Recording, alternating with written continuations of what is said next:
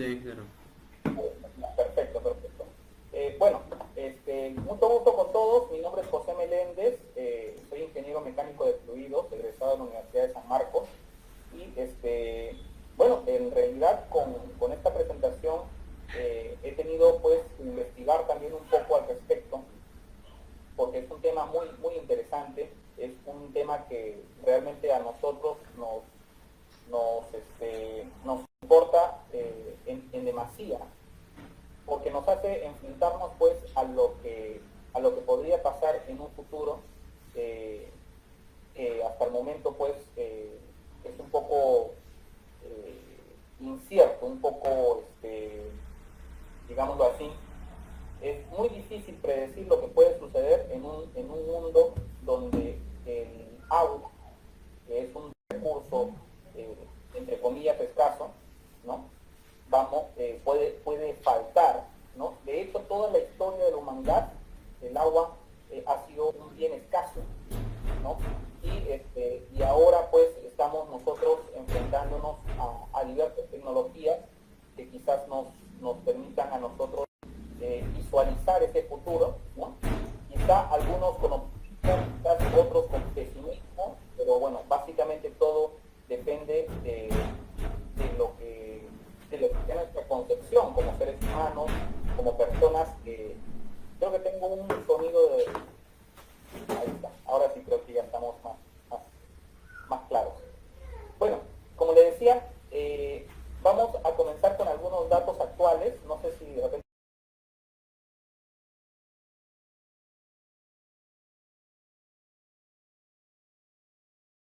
¿no? Con respecto a la realidad global, o sea, lo que no se ve a simple vista, ¿no? Vamos con algunas imágenes, ¿no? Si le damos siguiente. Esta presentación es una presentación bastante rápida que tiene como objetivo poder analizar el propósito que tiene la tecnología dentro del futuro del agua para la humanidad, ¿no? Y pues, en primer lugar, lo que vemos aquí es una pregunta muy importante, ¿no? ¿Hay suficiente agua para todos? ¿No? Es una pregunta que tenemos que hacernos, ¿no? Porque si bien es cierto, la población va creciendo año tras año, ¿no? Y el recurso como tal escasea en muchos lugares, entonces uno se tiene que preguntar si efectivamente nuestra demanda de agua como seres humanos, y teniendo en consideración también a las demás especies, puede realmente ser una demanda que sea en cierta manera atendida por, la cantidad de agua que existe en el planeta, ¿no? Y me estoy refiriendo exclusivamente al agua para consumo humano, para consumo, se podría decir, agrícola, ¿no?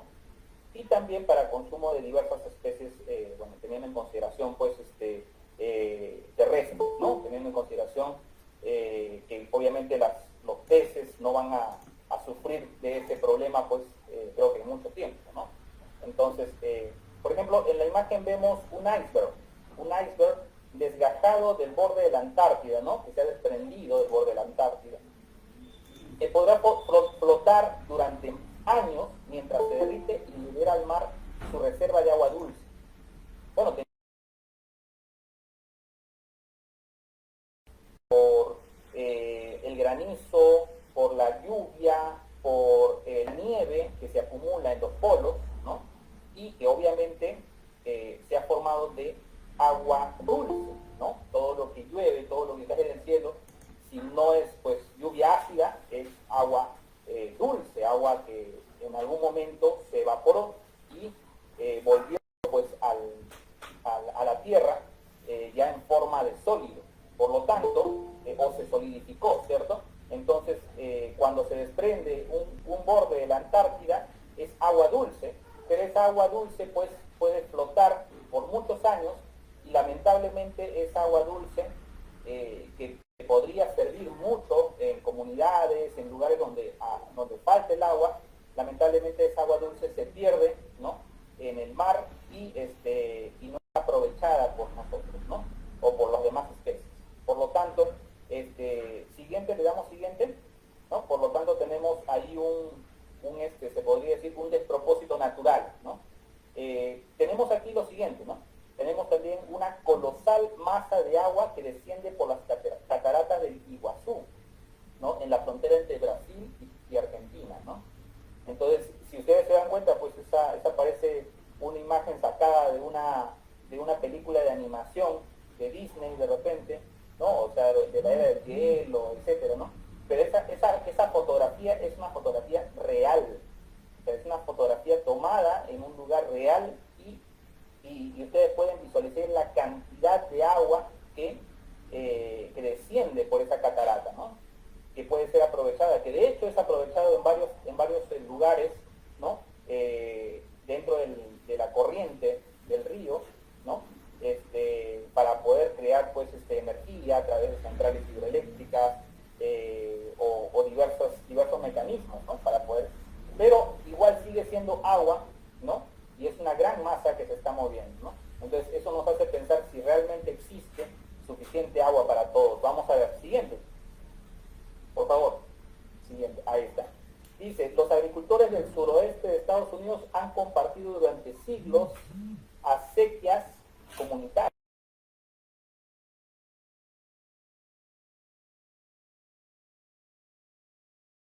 Colorado, ¿no? Cabe resaltar que una gran cantidad de agua es demandada para temas agrícolas, ¿no? Para la agricultura. Y esta agua tiene que ser agua dulce, por lo tanto, ¿no? Y obviamente, pues, tenemos nosotros que compartir esta agua.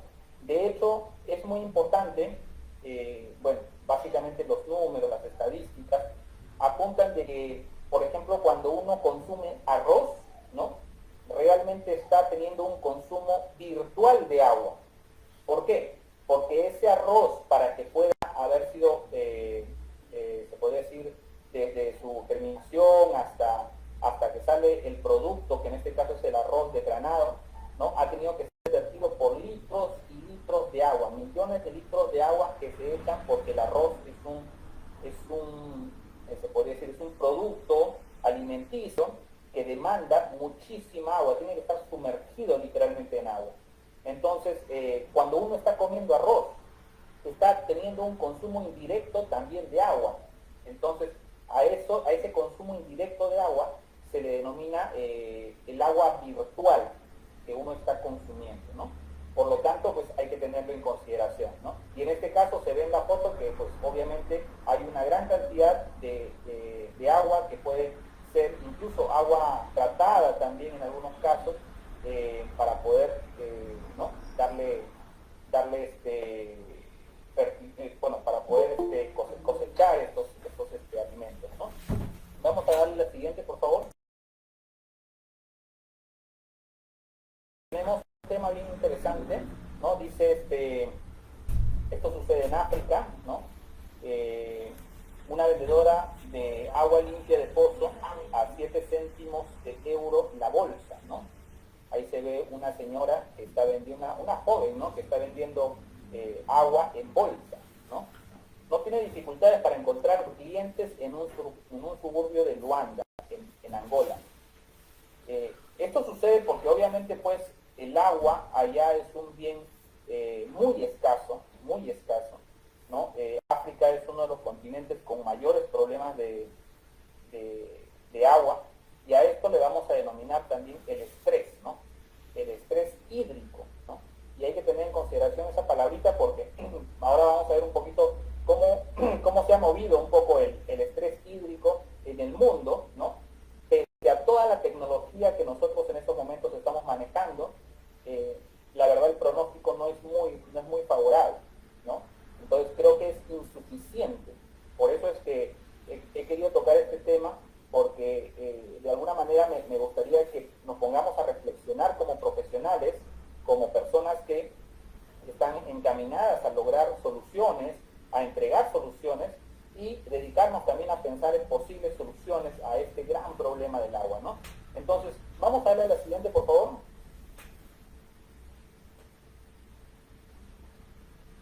Una más, por favor. No, hacia adelante. Ahí está, dice, la realidad es la siguiente, ¿no? Dice, el 71% de la superficie está cubierta con agua, ¿no? Eso es más o menos conocido, eso ya lo sabemos casi, ¿no? Todas las personas que estudiamos un poco el tema o que nos gusta investigar un poco, sabemos que la gran masa de la Tierra, pues un gran porcentaje es agua, ¿no? Pero en este caso estamos hablando de la superficie, no del volumen, ¿no? Entonces dice que el 71% de la superficie de la Tierra pues está cubierta con agua, ¿no? Y de esto, solo el 2% es para consumo humano. Eso es también interesante porque, o sea, todo lo demás es agua salada, ¿no? Agua de mar, y el 2% es para consumo humano. O sea, quiere decir que está apto para consumo, que es agua dulce, ¿no? Y eso hay que tenerlo en consideración. Solamente el 2%, ¿no? Entonces, vamos a ver un poco cómo afecta ese 2% en lo siguiente, ¿no? Vamos en la siguiente, por favor. Dice ahí, la realidad sigue siendo la siguiente. A ver, dice, 1.600 millones de personas viven en escasez absoluta de agua. Y eso es algo muy triste, ¿no? ¿Por qué? Porque ya estamos hablando de personas pues que no pueden utilizar el agua ni siquiera para tomarla, ni para limpiarse, lavarse, bañarse, personas que no utilizan el agua, bueno, para lo más básico, ¿no? Incluso en algunos casos ni siquiera para temas sanitarios, no tienen un retrete, no tienen forma de poder, una red que le permita evacuar, ¿no? Todos los desechos. Entonces, en los lugares donde estas personas viven, pues utilizan prácticamente el aire libre para poder hacer sus necesidades, y eso es complicadísimo de entender en un siglo XXI donde ya nosotros hemos pasado, bueno, la humanidad ha pasado por muchas penurias, ¿no? Y que se enfrente todavía a este tipo de situaciones es bastante complicado, ¿no? Desde el punto de vista, desde cualquier punto de vista, y sobre todo desde el punto de vista científico, con todo lo que ha avanzado la ciencia, no hemos podido todavía salir de este gran problema, ¿no? 663 millones de personas viven sin suministro de agua potable cercano. ¿Qué quiere decir? Que pues tienen que utilizar bidones, tienen que utilizar, ¿no? Hay muchos lugares en Perú, en el mundo, donde todavía la gente acumula, ¿no?, sus reservas de agua porque no tienen un suministro de agua potable. No hay una red de agua potable ni tampoco de alcantarillado, ¿no? Entonces, estamos en esa situación, señores, y eso es preocupante, ¿no? Vamos a darle la siguiente, por favor. Dice, 1.800 millones de personas usan fuentes con agua contaminada, ¿no? Y el agua no potable ocasiona la muerte de 842.000 personas al año. O sea, estamos ante una situación bastante complicada, ¿no? Porque ya tenemos un resultado que es nefasto, que estamos hablando de un gran porcentaje de la población muere casualmente por no tener acceso al agua potable, ¿no? Y es una cifra bastante alarmante, son 842.000 personas al año. O sea, vamos a compararlo un poco con la cantidad de muertos por COVID, que bueno, en este momento no sé cuánto es, ¿no? Creo que se invirtió por COVID mucho más de lo que se ha invertido, ¿no? Por tratar de darle a estas personas, ¿no?, pues un acceso directo al agua, ¿no? Entonces, se ha invertido en muy poco tiempo en lo que ha durado el coronavirus, y este tema del agua potable pues es un tema que tiene muchísimos años que se viene arrastrando y que todavía no hay una solución viable, ¿no? Que pues bueno, obviamente es una cifra muy nefasta, pero necesitamos también algo de entusiasmo, algo de esperanza, y creo que en lo sucesivo vamos a tratar de hablar de eso, ¿no? ¿Cuál es la esperanza que se tiene con respecto a este punto, ¿no? Le damos a la siguiente, por favor. Dice ahí, el 80%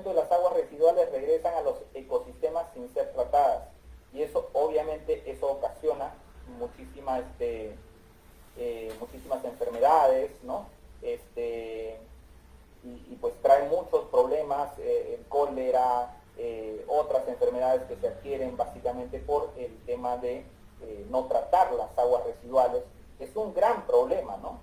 Pero, por ejemplo, en otros países ya se está, bueno, ya se han hecho esfuerzos para poder tener un doble canal de abastecimiento de agua, que obviamente una red está satisfaciendo lo que vendría a ser el agua potable y la otra red el agua tratada, por ejemplo, para poder regar plantas, para poder lavar autos, para poder, etcétera. De esa manera ya no se ve afectada, ¿no? Por ejemplo, acá en Perú lavamos autos en muchos lugares y el tema del manejo o el tratamiento de esta agua, lavando los autos con agua potable, ¿no? Agua que hace falta en otros lugares. O sea, es realmente preocupante, ¿no? Preocupante, ¿no? Para el 2025, 1.800 millones de personas vivirán en zonas de escasez. 1.800 millones de personas. Es preocupante. Es un dato muy alarmante y vamos a ver cómo podemos solucionarlo, ¿no? Vamos a darle la siguiente, por favor. Esto vendría a ser lo que es estrés hídrico. En el año 2013, ¿no? Este es un mapa que le está mostrando a ustedes cuál es el nivel de, se podría decir, la capacidad no atendida, ¿no? De las necesidades de agua en el mundo, ¿no? Y si ustedes se dan cuenta, pues nosotros en el año 2013 hemos tenido un grado bastante alarmante, ¿no?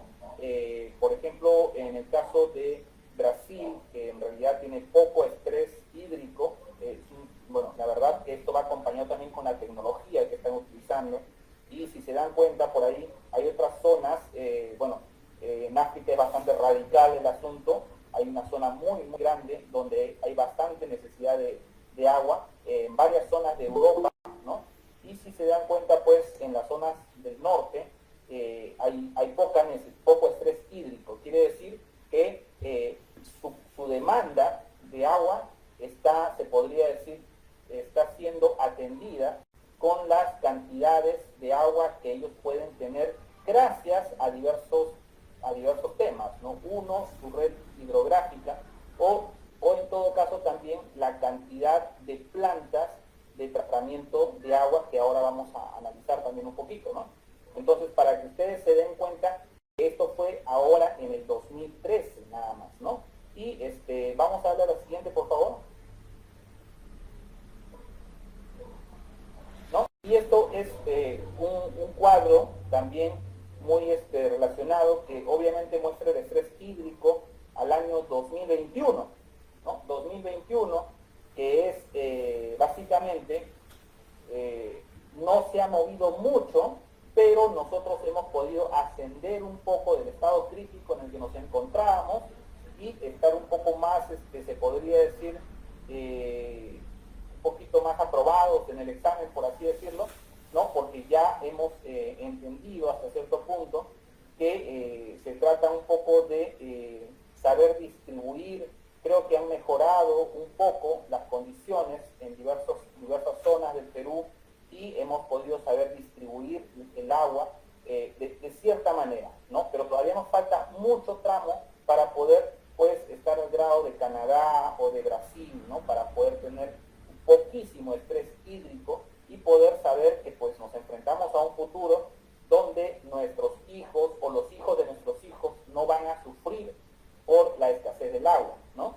Entonces, aquí tenemos que analizarlo desde varios puntos de vista, no solamente de nuestra, se podría decir, de nuestro privilegio al estar pues, al costado de una de las cordilleras más hermosas del planeta, ¿no? Que nos abastecen con sus cuencas y con sus canales, ¿no? De bastante recurso hídrico, ¿no? Porque eso no es suficiente. Por mucho que eso sea así, o sea, pensemos, en el caso de Rusia, estamos hablando de que ellos no tienen lo que nosotros tenemos, una cordillera. Sin embargo, a través de su tecnología, están pudiendo abastecer a su población. abastecer y tener poco estrés hídrico, ¿no? Entonces, lo mismo está sucediendo en Brasil, ¿no?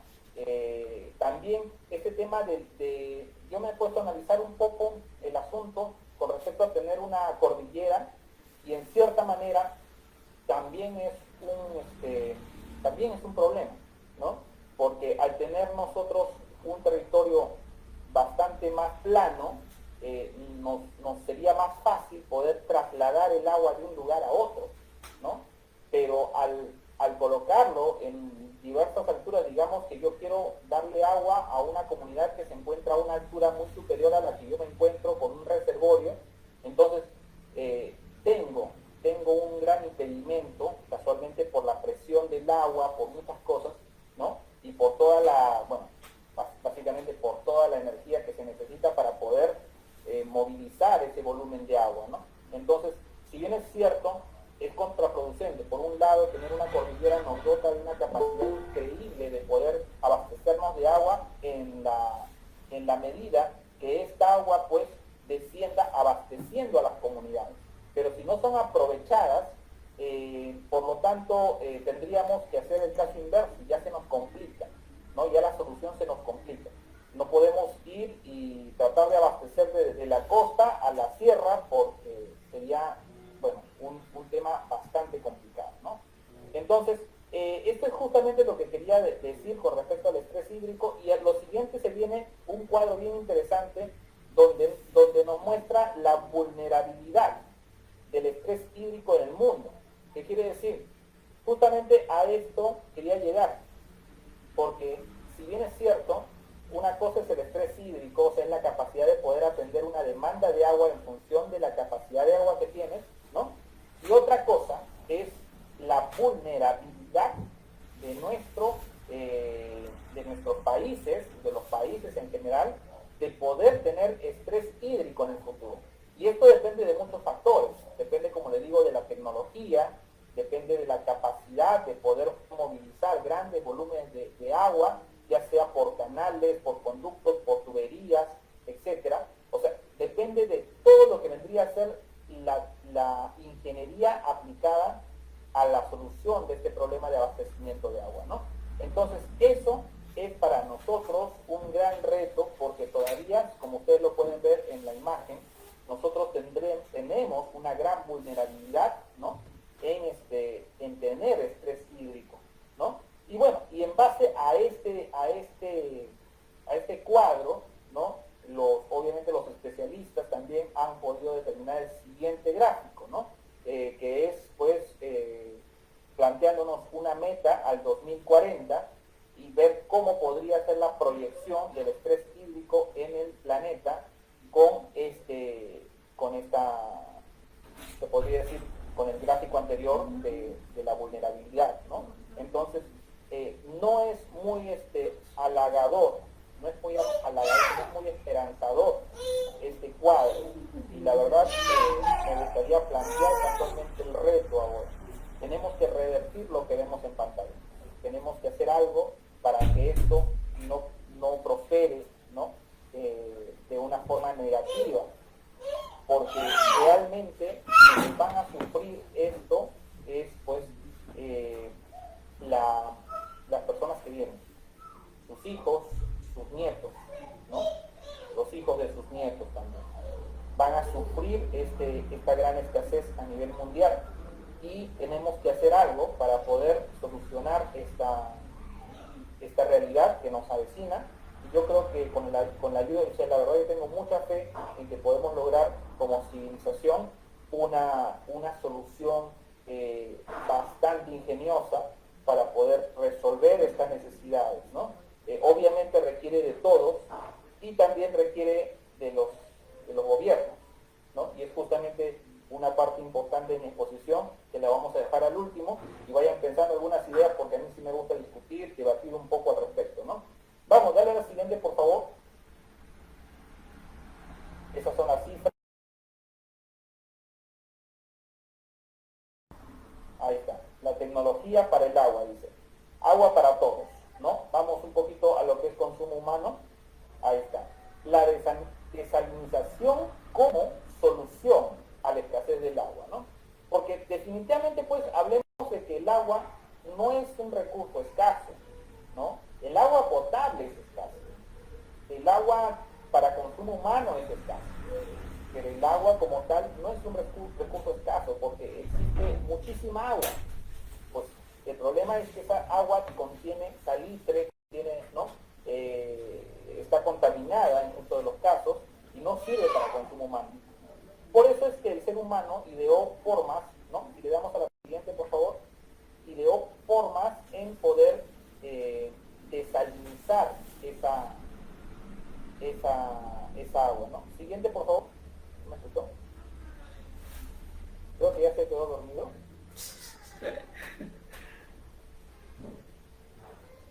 Hola, ahí está, listo. Creo que te fuiste muy lejos. Retrocede una. A ver, la siguiente.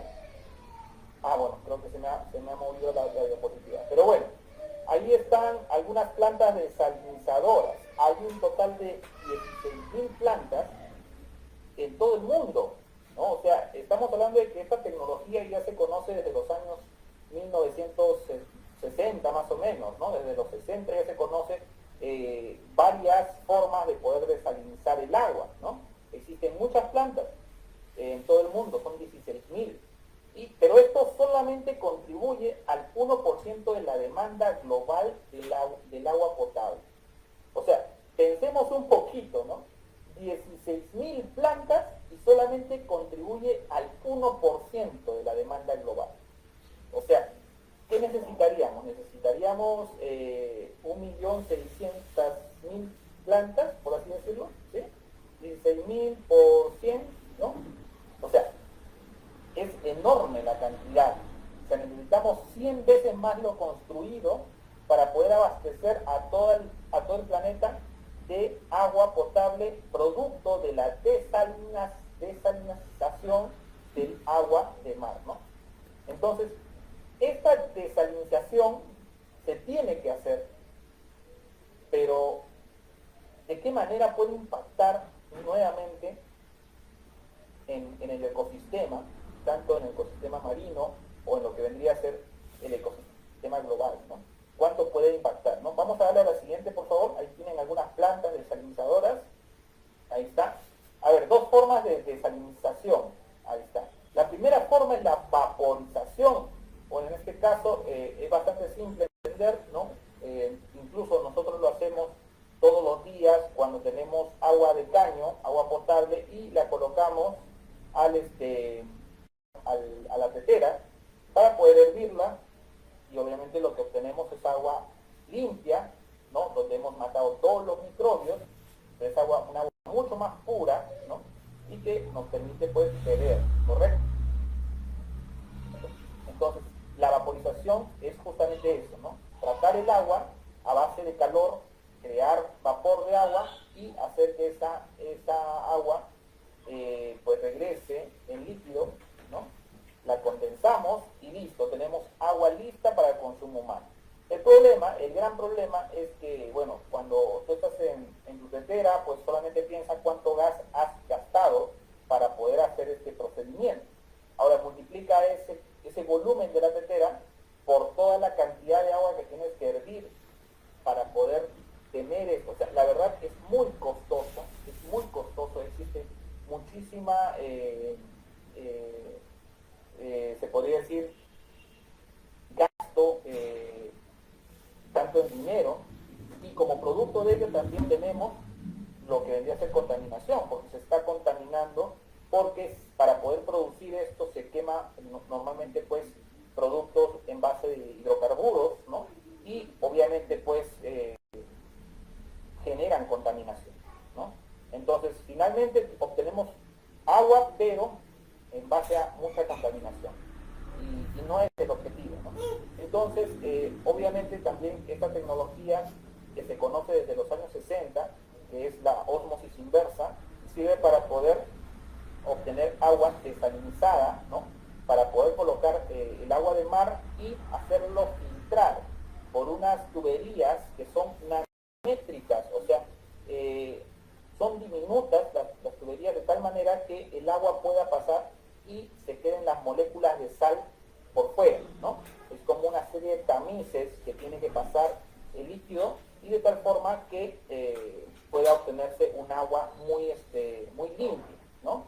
Entonces, esto se hace en base a la alta presión a la que se coloca el agua y se obtiene pues un agua que es suficientemente apta para el consumo humano. El problema con la ósmosis inversa es que no deja de ser caro, ¿no? En primer lugar, es un poco más económico que quemar sencillamente hidrocarburos y comenzar a utilizar pues las plantas térmicas, pues son plantas térmicas, ¿no? Es mucho más eficiente que la vaporización, ¿no? La ósmosis inversa es cara, pero no tanto, ¿no? Sin embargo, existe un problema un poco mayor, ¿no? Que la ósmosis inversa genera una salmuera.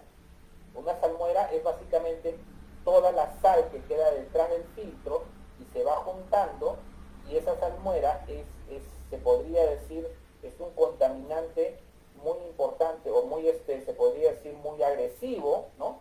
En cualquier lugar donde uno pues lo quiera desechar, ¿no? Entonces, ahí hay un gran problema, ¿no? De hecho, hay algunos números, algunas cifras que te van a hacer pensar un poquito. Démosle la siguiente, por favor. Ahí está la salmuera. Dice, ¿cuál es el problema? La salmuera es dañina para el ecosistema marino, porque normalmente lo que se hace es, pues, regresar esa salmuera al mar, ¿no? Se regresa al mar, pero en el mar, pues, termina siendo un exceso de salinidad y eso produce perjuicio en el ecosistema. Entonces, ¿qué es lo que se está haciendo en estos momentos? O sea, porque existen muchísimas plantas en el mundo, sobre todo en la zona pues de Arabia Saudita, ¿no? En la India, ¿no? En Israel existen muchísimas plantas, ¿no? De tratamiento. De hecho, ellos son se podría decir, son o sea, una nación que se ha esforzado por ser potencia en este tipo de cosas, de salinizar el mar, ¿no? Y bueno, el detalle es que se está regresando la salmuera al lecho marino, pero al fondo del lecho marino, o sea, mejor dicho, mar adentro. Obviamente no es lo ideal, igualmente, porque eso está creando una excesiva salinización en esos sitios, y eso obviamente acarrea problemas en el ecosistema. El problema, y vamos a ver qué es lo que está sucediendo, ¿no? Dice, por ejemplo, el 55% de la salmuera global se produce en solo 4 países: Arabia Saudita, ¿no? Emiratos Árabes, Kuwait y Qatar, ¿no? Qatar, ¿no? Entonces, allí se está produciendo se podría decir, esta salmuera, el 55%. Y no es poco, no es poco. Ahora vamos a ver algunos números. Dale la siguiente, por favor. Dice, lo preocupante, se estima la capacidad de producción de agua desalada en 95 millones de metros cúbicos por día. 95 millones de metros cúbicos por día, lo que equivale a casi la mitad del flujo promedio del flujo promedio. Sin embargo, por cada litro de agua producida se desecha un promedio de 1.5 litros de salmuera. O sea, ¿qué quiere decir? Que por un litro de agua tengo que desechar 1,5 litros de salmuera. Y eso es también preocupante, ¿no? Entonces, aquí dice, a nivel mundial, las plantas descargan 142 millones de metros cúbicos de salmuera. O sea, 142 millones de desecho de pura sal, ¿ok? Hipersalina, cada día, lo que supone un aumento del 50% respecto a mediciones anteriores. Con esta cantidad, en un año podría cubrirse una superficie equivalente al estado de Florida bajo una capa de 30.5 centímetros de salmuera. O sea, todo el estado de Florida cubierto por una salmuera de 30.5, ¿no? 30.5 centímetros. Ahí está, ¿no? un año de estas plantas de tratamiento, de desalinización del mar, están provocando una gran cantidad de desecho tóxico que en estos momentos está siendo vertido nuevamente en el lecho marino, ¿no? Y está provocando daños al ecosistema. Entonces, esto es preocupante. Vamos, denle a la siguiente, por favor. Todavía estamos esperando la parte esperanzadora, ¿no? Miren, algunos ejemplos cercanos, dice, ¿no? Algunos ejemplos cercanos. En Estados Unidos tenemos la planta más grande en estos momentos de tratamiento de desalinización del mar, y en México se cuenta con 435 plantas. 435 plantas de tratamiento tiene México de desalinización, muchas de ellas por ósmosis inversa y algunas me parece que son plantas térmicas. Entonces, estamos hablando de que aquí nomás en nuestro continente tenemos muchísimas plantas de tratamiento, y la pregunta es, ¿esto realmente está valiendo la pena? O sea, los ecologistas están pensando que efectivamente las propias plantas están creando un daño irreparable al medio ambiente. Y en ese sentido, bueno, hay que evaluar estas soluciones, ¿no? Hay que evaluar las soluciones de la creación de tantas plantas, ¿no? Yo estoy a favor, obviamente, de la vida, estoy a favor de la vida del ser humano, pero no por encima de la vida de las especies, de las demás especies. Por lo tanto, hay que buscar esa solución que realmente pueda darnos a nosotros la tranquilidad de un futuro con agua, pero no pisando al resto de las demás especies, ¿no? Porque también, aunque no lo querramos, dependemos de ellos. O sea, cualquier daño que nosotros hagamos sobre el ecosistema, sobre el medio ambiente, es un daño que nos hacemos a nosotros mismos, ¿no? Y me quedo con esa frase en esta oportunidad porque es importante entenderlo, ¿no? Démosle la siguiente, por favor. Y en Perú, ¿qué cosas se está haciendo en Perú, ¿no? Esto ha salido el año 2020, primera vez, de agua potable y desagüe a 4 principales distritos de la ciudad del sur de Lima, ¿no? Punta Hermosa, Punta Negra, San Bartolo y Santa María, ¿no? Esto está ubicado en San Bartolo, ¿no? Y es una planta de tratamiento, ¿no? De agua que va a tratar a través de ósmosis inversa, ¿no? Lo que vendría a ser el agua de mar, ¿no? Para poder darle, ¿no? Esta agua potable a todas las personas, a todos los habitantes de esos distritos. Entonces, ya se está haciendo, por lo menos en Perú tenemos una planta, ¿no? Y eso es justamente lo que a nosotros bueno, si bien es cierto, nos alienta a saber que vamos a tener agua, pero también tenemos que buscar soluciones para lo demás, ¿no? Para el tema de los residuos y todos los desperdicios que esto pueda ocasionar contaminación, ¿no? Entonces, démosle a la siguiente, por favor. A ver, una más, por favor. Listo. Y yo quería llegar a este punto, ¿no? Porque en estos momentos, pues, nos estamos dando cuenta de que definitivamente, por más iniciativa que nosotros tengamos a nivel académico, a nivel científico, pues la verdad, el presupuesto para manejar este tipo de soluciones no puede salir de nosotros en cierta manera, ¿no? Pero sí puede salir, o de hecho sale, del Estado, ¿no? Y esto que sale del Estado también es todo un tema, porque tú y yo sabemos que definitivamente el dinero del Estado es el dinero del contribuyente. O sea que indirectamente la plata que se utiliza para cualquier proyecto de obra pública o de mejora del medio ambiente o de cualquier cosa y que sea administrada por el Estado, es plata que nos corresponde a nosotros, es plata nuestra. Entonces, la manera en la que el Estado administra es lo que más me preocupa. Por lo tanto, pretendo crear un poquito el debate en estos momentos, ¿no? Y darles a ustedes la oportunidad de, pues, preguntar sobre algún tema, ¿no? Vamos a la siguiente, que ya son 2 diapositivas nada más, la que me gustaría debatir. Ahí está, listo, esta diapositiva, ¿no? En primer lugar, yo planteo el tema, ¿no?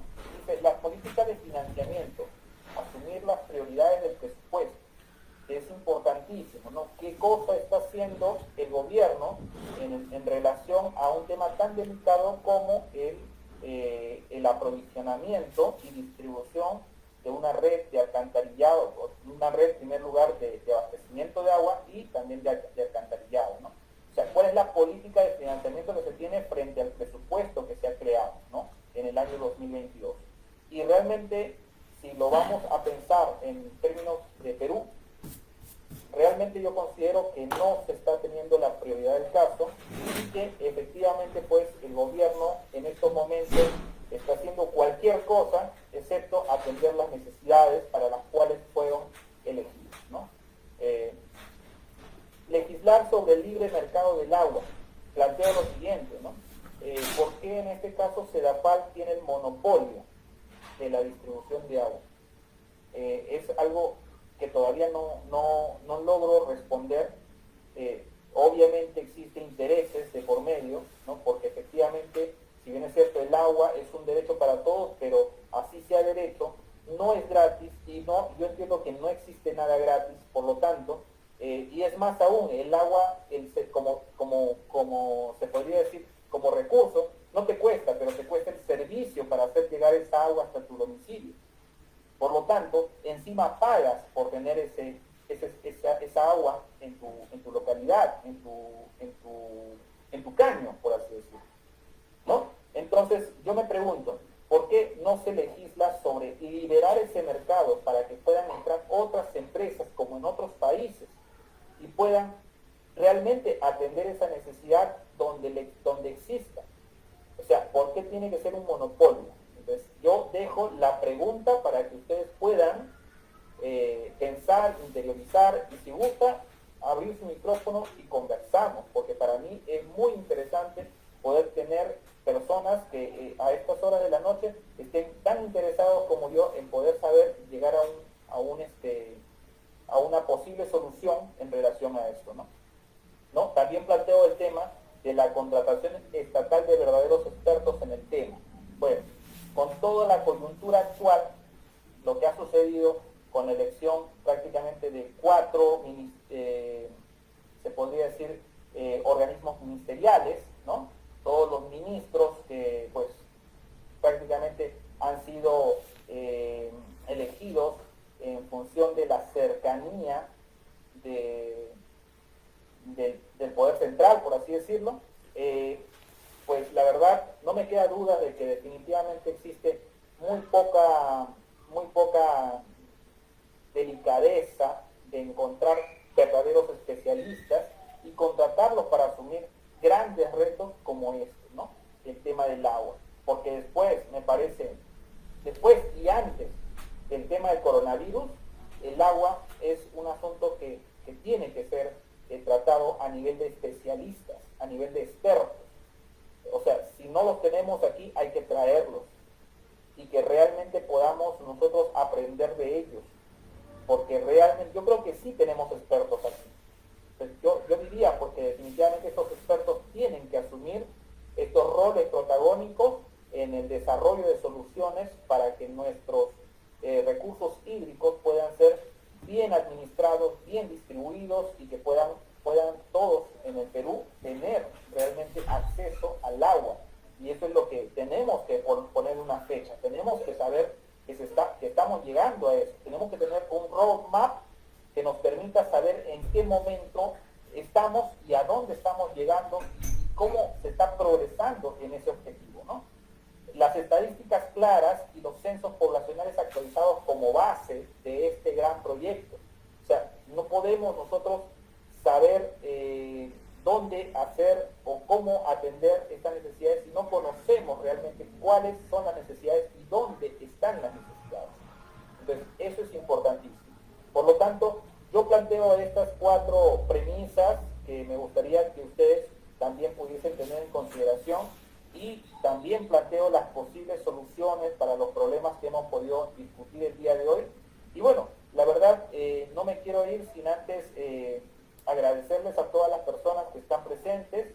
De hecho, quien les habla también tiene la voluntad en futuras conferencias de poder invitarlos a participar a través de la plataforma que hemos creado, ¿no? De hecho, estas conferencias estoy seguro que también podrían ser bien utilizadas a través de nuestra plataforma, llegar también a un grupo considerable de personas dentro de nuestra comunidad, ¿no? Quien le habla ha desarrollado una plataforma de tanto de productos, de servicios, de capacitaciones en el área de la topografía y la geodesia, y los invito a todos a conocer Geonet Marketplace como el primer marketplace creado para este gran mercado, ¿no? Que lo que pretende básicamente es entregar herramientas a todas las personas que están afines a esta comunidad, ¿no? Y así pues poder también entregarles soluciones y hacer que pues todo el comercio, todos los servicios ya se puedan digitalizar, ¿no? Por lo menos tener esa herramienta que nos permita soluciones rápidas y eficientes dentro de nuestras necesidades del campo, ¿no? Entonces, bueno, eso básicamente quería compartir con ustedes. No sé si la siguiente diapositiva es propicia en estos momentos como para cerrar la disertación. Bueno, muchísimas gracias y espero que esto les haya servido, les haya agradado, y cualquier tema, cualquier consulta, visiten nuestra plataforma o escríbanos también directamente. Bueno, eso ha sido todo. Muchísimas gracias con ustedes. Muchas gracias, ingeniero. Y gracias a todos los participantes, ¿no? Que hoy nos han dado nos han contado sus experiencias y algunos conocimientos que tiene sobre lo que es el agua, ¿no? Y esto también más enfocado todo a nosotros los hidráulicos que existimos acá en Cajamarca, ¿no? Ya que no contamos, como le he comentado en la invitación, que no contamos con un capítulo de ingenieros hidráulicos, y tampoco no nos reconocen en el campo laboral, ¿no? Entonces, de repente Downey, alguien que nos puedes aportar o alguna consulta.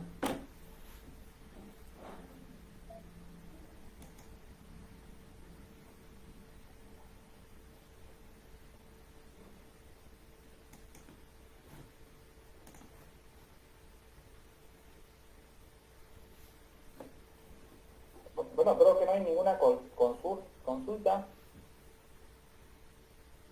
De acuerdo con el libre mercado, dice Juan Herrera. Estuve en la disertación de Juan Herrera, me parece que él expuso, muy interesante su charla acerca de los métodos numéricos. Sí, sí, el ingeniero Juan Herrera es el antecesor que expuso. Genial. Genial, ya creo que va a haber oportunidad para poder encontrarnos, de repente poder crear también nuevas alianzas. Como les menciono, a través de la plataforma Geonet Marketplace uno puede crear una capacitación, puede también crear, dentro de poco va a poder crear un evento como este y colocar diversas capacitaciones, y es más, emitir un certificado digital con un código QR infalsificable, ¿no? Bueno, va a ser totalmente disponible para todos ustedes con mucho gusto, y ahí les estoy dejando a través del mensajito en el chat la dirección URL de la plataforma. Regístrense por favor para que puedan tener acceso a todas las ofertas de la plataforma. Y bueno, para mí ha sido un placer compartir con ustedes esta pequeña disertación. Les agradezco muchísimo. Gracias, ingeniero, que no sea la primera vez. Espero que también nos acompañen de repente en otras ponencias, ¿no? Que también en el mes de junio de repente vamos a hacer la invitación para la semana hidráulica. Ah, genial, genial, perfecto. Yo con todo gusto estoy con ustedes, no se preocupen. Gracias, ingeniero. De repente alguien... Gracias a ustedes. A ver.